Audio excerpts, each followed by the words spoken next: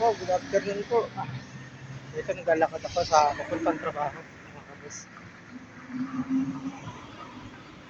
Malayo pong lakaran dito kasi hindi ko pwede pumasok ng tricycle dito, bawal. Po, ang hapon po sa inyo lahat. Balik na po ako sa trabaho kasi hindi sana ako napapasok bukas kaso wala kapos yung budget ko para magano ng may lalakarin sana ako.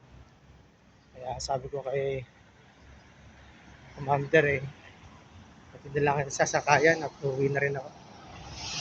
Po, dito lang po muna ulit at maraming salamat.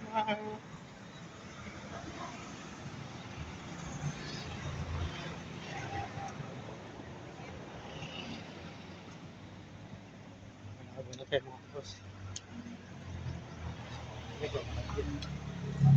Dito lang po muna ulit. Maraming salamat. Bye-bye.